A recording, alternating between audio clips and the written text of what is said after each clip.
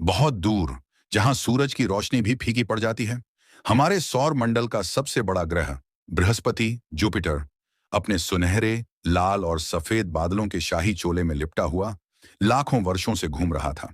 वह ग्रहों का सम्राट था, जिसके चारों ओर शक्तिशाली चुंबकीय क्षेत्र और भयानक तूफानों का अदृश्य कवच फैला हुआ था।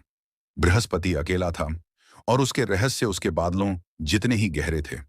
उसका प्रसिद्ध महान लाल धब्बा, ग्रेट रेड स्पॉट, उसी रहस्य का हिस्सा था। सन 2011 में जूनो जूनो ने पृथ्वी से अपनी 5 साल लंबी और अरबों किलोमीटर की यात्रा शुरू की। रास्ते में कई चुनौतियां थीं।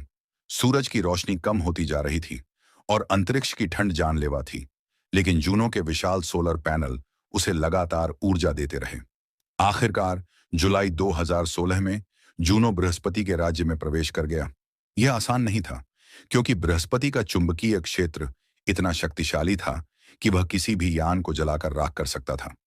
जूनो को अपने उपकरणों को खास टाइटेनियम कवच में छिपाना पड़ा, जैसे कोई जासूस अपनी पहचान छिपाता है।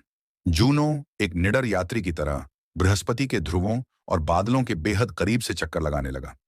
जूनो ने पहली बार बताया कि बृहस्पति के बादलों की परतें हमारी सोच से कहीं ज्यादा गहरी हैं, और उनके नीचे के तूफान उम्मीद से कहीं ज्यादा विशाल और जटिल। उसने बृहस्पति के उत्तरी और दक्षिणी ध्रुवों पर इंद्रधनुषी विशाल ऑरोरा ऑरोरा की बेहतरीन तस्वीरें भेजीं, जैसे बृहस्पति ने रंगीन हीरे जड़ रखे हों। जूनो एक जासूस भी बना और एक कलाकार भी। उसने ऐसी तस्वीरें भेजीं जिन्हें देखकर दुनिया दंग रह गई।